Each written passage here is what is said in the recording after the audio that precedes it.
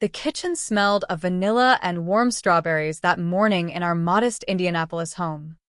I Lauren Bennett had been up since dawn, determined to make Ava's 8th birthday perfect even if it was just us three. The cake sat proudly on the counter. 8 colorful candles ready. Pink frosting swirled with care and rainbow sprinkles scattered like confetti. Ava bounded in, still in her favorite unicorn pajamas.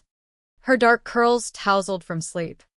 "Mommy, can I lick the spoon?" she asked, eyes sparkling with that pure childhood delight that always melted me. I smiled, handing it over. Birthday girl first. Jake wrapped his arms around me from behind, chin on my shoulder. "It looks amazing. What time did you start?" "Early enough to get it right," I whispered. The table held our small celebration, the cake, a few wrapped presents we'd saved up for, and a bunch of purple carnations from the grocery store. Nothing extravagant, but filled with love. We sang Happy Birthday, Ava tearing into her gifts with glee, a new set of colored pencils, the book series she'd wanted, and a coupon book for extra bedtime stories and movie nights. For a moment, it felt enough. Then Ava asked, "Should we call Grandma and Grandpa? And Aunt Brooke?" My stomach tightened. "Let's give them time, sweetheart. It's still early." By noon, the phone stayed quiet. No calls, no texts, no quick video. I checked repeatedly, making excuses in my head. busy. Forgot chargers. Planning something big. But deep down, I knew. Ava appeared in the doorway later, book in hand, frosting still on her cheek. Did they forget? "Mommy?" The question landed like a punch. "I'm sure they didn't. Honey, grown-ups get busy sometimes." She looked down. "But they didn't forget Zoe's birthday. We saw the pictures online. Those pictures haunted me. 3 months earlier, Brooke had flooded social media with shots of Zoe's extravagant 7th birthday in Boulder, bounce house. Professional 3-tier cake. Crowds of guests. My parents had flown from Pittsburgh, posing with matching crowns. Captioned, "Best grandparents ever." Plane tickets across states for one granddaughter. But silence for Ava's actual milestone. I couldn't explain favoritism to an 8-year-old. How do you say some grandkids get celebrations and others get nothing? "It's different." I started weakly. Ava just nodded with too much understanding. "I have you and Dad. That's enough." It wasn't. That evening, after tucking Ava in with her new book, I sat at the table staring at my phone. Years of making excuses flashed through my mind. This time felt different. A cold clarity settled in. They weren't calling. Jake set tea in front of me. "They're not going to call." "No," I agreed. "They're not." He asked if I was okay. I wrapped my hands around the mug. I'm done being okay with it. Done making excuses. Done accepting less. "What are you going to do?" I thought of Ava's face. Of all the missed plays. Half-hearted Christmas gifts. The constant second place to Zoe. I opened a notebook and started listing every slight. Every time they'd chosen Brooke's family. Not revenge yet. Just keeping score. 2 weeks later. The wait still lingered. Jake noticed during dinner cleanup. "You've been quiet." Talk to me. I gripped the sink. "They showed us our place again."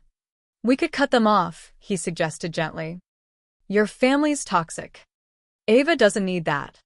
It's not that easy. She'll have questions about holidays. School events. I don't want her thinking family is disposable." "Family isn't supposed to be one-sided," Jake countered.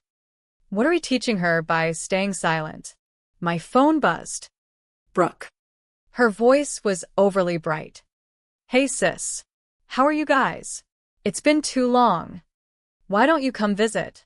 Mom and Dad keep mentioning Ava. They'd love to see her." I laughed bitterly. "Really? They didn't even call for her birthday 2 weeks ago." A pause. Oh no. I'm sure they meant to. Mom gets so scattered. Come visit anyway. We could do a belated thing. Zoe would love it. Something in her pushy tone raised flags. Brooke never invited us. Jake shook his head no, but curiosity nod. When? Next weekend. Short notice. But everyone's excited. After hanging up, Jake crossed his arms. You're not considering this. Something's off. She slipped about Mom really wanting us there. They're hiding something. Or they need a favor. They always do. We debated. Finally, I agreed on our terms. Hotel. Short visits. Leave at first sign of trouble. Be honest with Ava age appropriately. That night, I lay awake. Whatever Brooke and my parents planned, they assumed I'd still be the same Lauren who forgave everything. They were wrong. Watching them hurt Ava had changed me. The 12-hour drive to Boulder was tense. Ava chattered at first about seeing grandparents and cousin, but grew quiet crossing state lines. Mom, why don't Grandma and Grandpa ever visit us? Jake squeezed my hand. Families can be complicated. Sweetheart. She accepted it, but her knowing expression in the window reflection broke me. We arrived at Brooke's house to see balloons, cars, and movement through windows. Looks like a party, Jake said grimly. Brooke greeted us in a designer dress. Smile fixed. You made it. Come in. Everyone's here. Everyone, I asked levelly. Just a little get-together. Inside. Pink and gold decorations. A banner for Happy 7th birthday. Zoe, with the number crossed out and fixed in marker. Zoe ran up in an expensive princess dress. Aunt Lauren, did you bring a present? No one had mentioned a party. My mother air-kissed me, barely acknowledged Jake, and addressed Ava flatly as Ava instead of any endearment. The hour dragged with conversations centering on Zoe's dance recitals, art projects, achievements, photos of Zoe everywhere. When asked about Ava, Brooke deflected. I found Ava sitting alone in the playroom, pretending to read, while Zoe showed off toys to other kids. "Wanna leave?" I whispered. "I'm okay," she said, but her eyes weren't moving on the pages. The cake ceremony shattered me. Everyone sang an elaborate happy half-birthday to Zoe while Ava stood forgotten and back, trying to smile and sing along. Something inside me broke. "We're leaving," I told Jake. Before we could, my mother cornered me in the kitchen. "Lauren, we need to discuss something. Your sister needs a small favor." No. "You haven't heard what it is." "I don't need to." The answer is no. Her face hardened. "You're always so jealous of Brooke." I laughed without humor. "I'm done. You flew here for Zoe's half-birthday but couldn't call Ava on her real 8th birthday. As we gathered to leave, Brooke rushed over with a package. "Take this back for us. Some of Zoe's old things for Ava." "We don't need hand-me-downs," I said, voice carrying. The room quieted. Ava asked in the car if we'd return tomorrow. No. "Sweetheart." Jake took my hand. Whatever they wanted. We'd walked into the trap, eyes open. But this time, I wouldn't stay silent. We pulled away from Brooke's house, Ava chattering about ice cream flavors as the party faded. But my mind raced. The half-birthday for Zoe while Ava's real day passed unnoticed. The small favor they wanted me to take back. The overselling. The package Brooke insisted on. My phone exploded with calls and texts shortly after. 17 from Brooke. 12 from Mom. Even Dad, who rarely called. I blocked temporarily for the drive but couldn't ignore the messages forever. "You're being childish. We need to talk. You're ruining Zoe's day." Ava noticed. "Your phone is noisy." "Mommy." I silenced it. 50 miles later, Jake spotted the silver, sedan tailing us steadily. We tested with random exits. It matched everyone. At a rest stop, we pulled in. The sedan parked nearby. After tense minutes, Dad stepped out, looking defeated. Your mother sent me. Come back. Take the package. Why follow us? It's important. Paperwork, documents. Needs family to carry it. Trustworthy person. Alarm bells rang.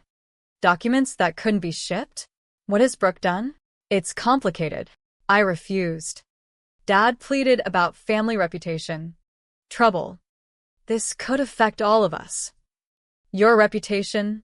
Not mine, I snapped. I'm the disappointment who didn't measure up. He looked ashamed but pressed. When I threatened police, he dropped the real bomb. Brooke's in real trouble. The kind that could ruin her. Then she should handle it. Where was family on Ava's birthday? We drove on. The sedan disappeared, but paranoia lingered.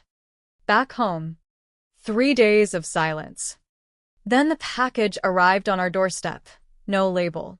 No truck. Just Mom's handwriting on a heavily taped box. Jake wanted to throw it away, but curiosity won after Ava slept. Layer after layer of tape revealed a locked metal box inside, with a note from Brooke.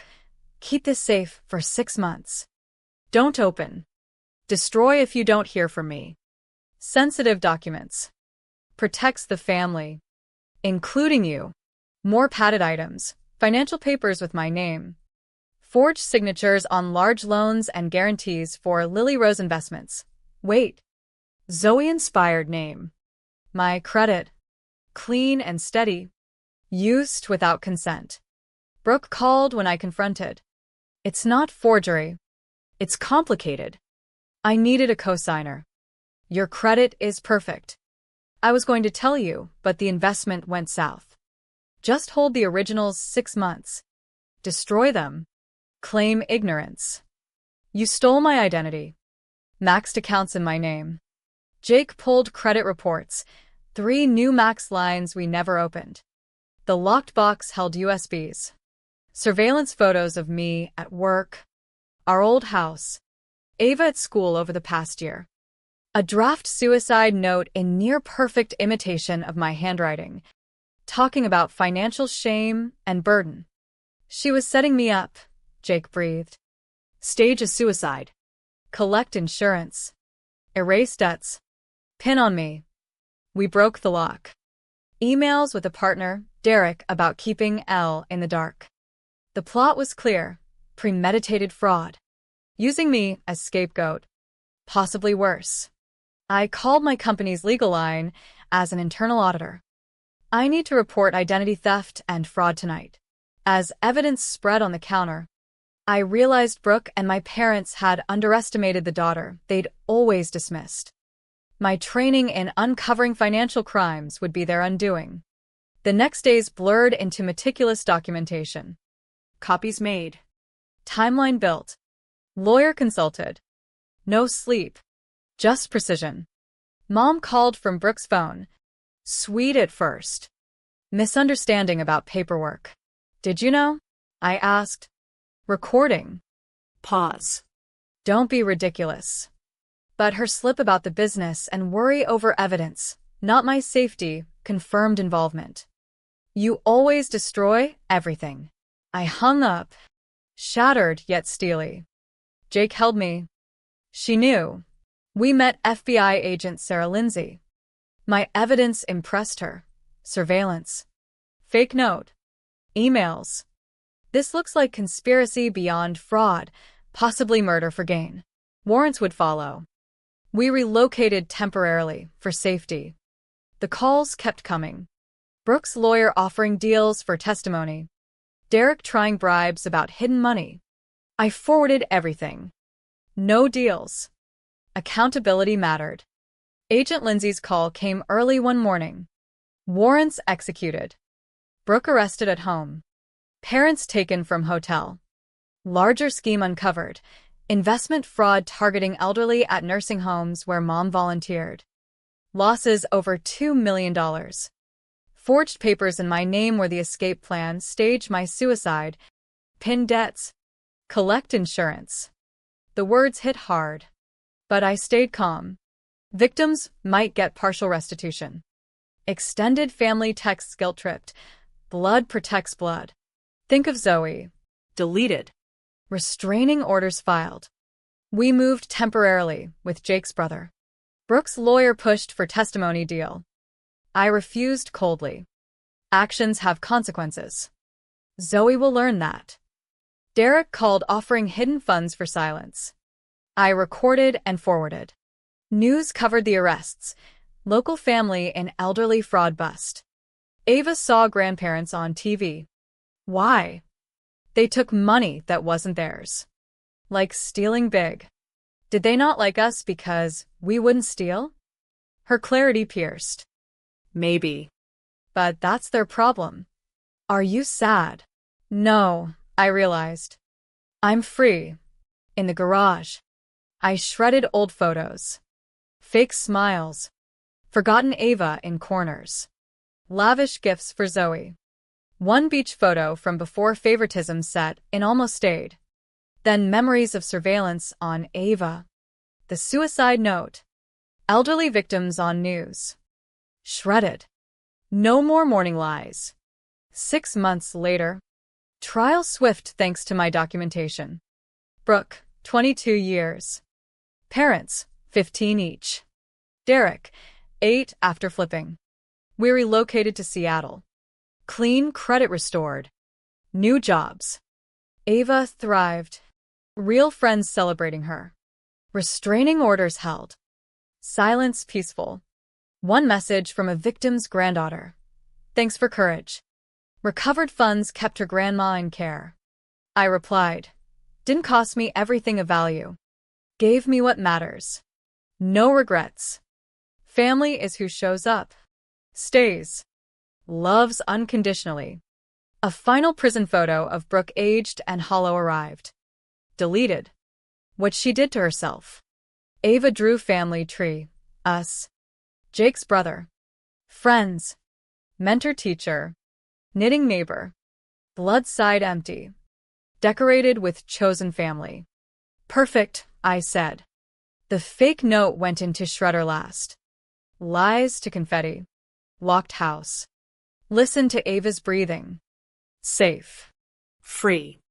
Bridge not just burned, destroyed. Sometimes blood family is the most toxic. Protecting real family isn't selfish. Necessary. Survival meant auditing the fraud in my own life and walking away.